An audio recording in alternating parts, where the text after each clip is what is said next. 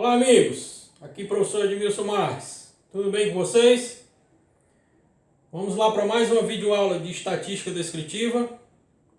Nessa videoaula de hoje eu quero ensinar para vocês a montar um quadro de distribuição de frequências com os dados agrupados em intervalo de classe, tá bom?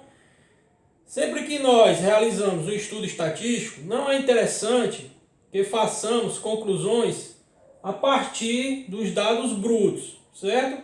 Ou seja, a partir das variáveis coletadas, sem antes agrupá-las em uma tabela de distribuição de frequências. Existem dois tipos de tabelas de distribuição: a distribuição de frequências simples e a distribuição de frequências agrupadas em intervalo de classe. Como no nosso exemplo, eu tenho uma amostra grande, uma amostra com 36 variáveis, é interessante que se faça a distribuição agrupadas em intervalo de classe, tá bom? Só que, para isso, não se deve utilizar o método aleatório, tá bom? Existe todo um cálculo que viabiliza a montagem dessa tabela de distribuição. E é isso que a gente vai aprender aqui agora, tá bom? Então acompanha comigo. O nosso estudo é o seguinte: eu coletei 36 idades, tá, de alunos de uma escola de educação básica, tá? E as coloquei em ordem crescente, ou seja, em rol.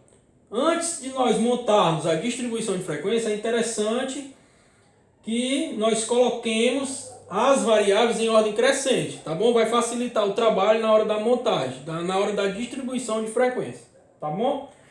Então, para montar essa tabela, nós temos dois passos principais.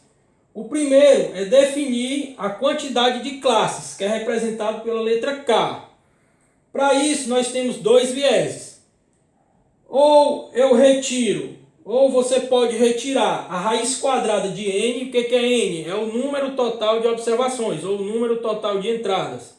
Ou o tamanho da minha amostra, que no caso aqui do nosso exemplo é 36, tá? Ou então, nós também podemos utilizar a regra de Sturges, que essa regra é 1 mais 3,3 vezes o logaritmo de n, tá? Então vamos utilizar aqui o primeiro método, né, que é mais simples. K vai ser igual a raiz quadrada de 36. Por que 36? Porque é o tamanho da minha amostra, ok? Então, nesse caso, nós vamos ter um K igual a 6. Ou seja, a nossa tabela de distribuição de frequências vai ter 6 classes, tá bom? Eu já predispus aqui, ó, a tabela, tá certo? Com as 6 classes, ó, para facilitar aqui o nosso trabalho, tá? Eu tenho aqui, ó, classe e FI. O FI quer dizer a frequência, tá bom? A frequência absoluta. As classes, elas são ordenadas de cima para baixo, tá? Primeira, segunda, terceira, quarta, quinta, sexta e assim sucessivamente. Como o nosso exemplo só são 6, elas estão aqui, tá? Primeira, segunda, blá, blá, blá, ok? O segundo passo é nós definirmos a amplitude de classe, ou seja, o tamanho dessa classe, certo? Para isso, a gente precisa dividir a amplitude total por K, que é o número total, que é a quantidade de classes que nós havíamos calculado. E o que é esse, Edmilson? Esse AT, essa amplitude total. A amplitude total nada mais é do que a variação entre a maior entrada e a menor entrada, certo? Então a nossa amplitude vai ser 16 menos 4. Amplitude total igual a 12. Ok? Agora sim, eu posso encontrar a amplitude, ou seja, qual vai ser o tamanho da nossa classe. A amplitude vai ser igual a amplitude total, o AT, que é 12, dividido por K, que é 6. Então a amplitude vai ser de 2. Ou seja, para esse exemplo, nós temos 6 classes de amplitude 2, tá bom? Então vamos lá, começar a montar aqui a nossa tabela de distribuição de frequência. Na primeira classe, você vai colocar o valor referente à menor variável, certo? A primeira delas, que nesse caso aqui é o 4, certo? Como a nossa amplitude vai ser de 2, o meu limite superior aqui da classe vai ser o 6. Basta você ir somando de 2 em 2, tá? Esse limite superior da primeira classe vai ser o limite inferior da segunda classe. Aí eu somo mais 2, que vai dar 8, ok? E assim sucessivamente. O 8 é o limite superior da segunda classe e vai ser o limite inferior da terceira classe. Somando com 2 eu vou ter 10. Aqui eu vou ter 10, aqui eu vou ter 12. Aqui eu vou ter 12, aqui eu vou ter 14. Aqui eu vou ter 14 e aqui eu vou ter 16. Ok? Só relembrando, esse símbolozinho está dizendo o quê? Aqui, ó, à esquerda eu tenho o limite inferior e eu tenho o limite superior. Ok?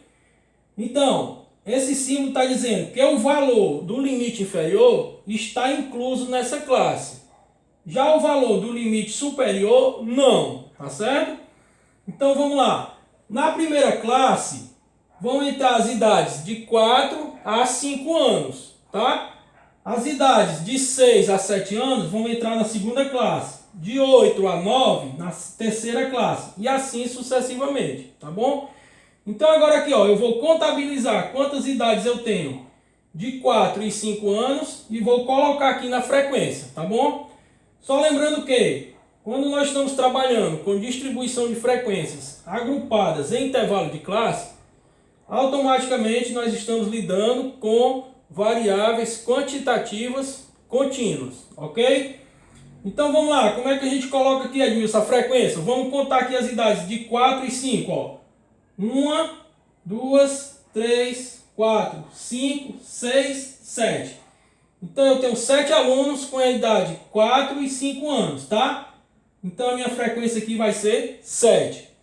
Agora aqui na segunda classe, qual vai ser a frequência? As idades de 6 e 7 anos. Vamos contabilizar. 1, 2, 3, 4, 5, 6, 7. A mesma coisa, tá? Ó. Então eu tenho 7 idades, variando de 6 a 7 anos, tá? Agora, de 8 a 9.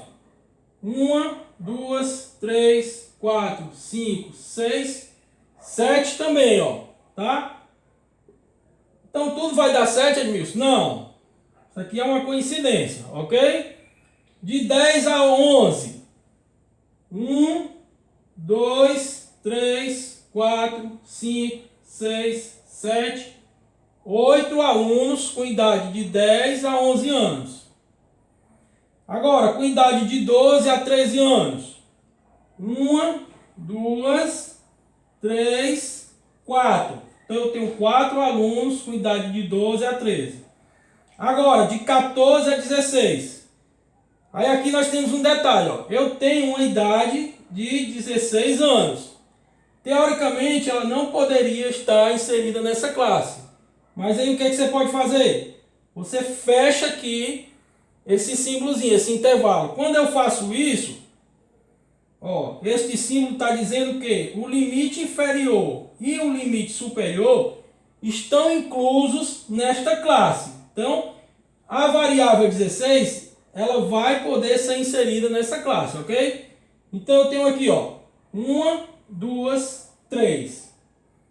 Obviamente que o somatório da frequência tem que ser exatamente 36 idades. Se nós somarmos aqui, vai dar exatamente 36, tá bom? Então é assim que a gente monta uma tabela de distribuição de frequências com dados agrupados em intervalo de classe, tá certo? Espero que vocês tenham entendido. Até a próxima.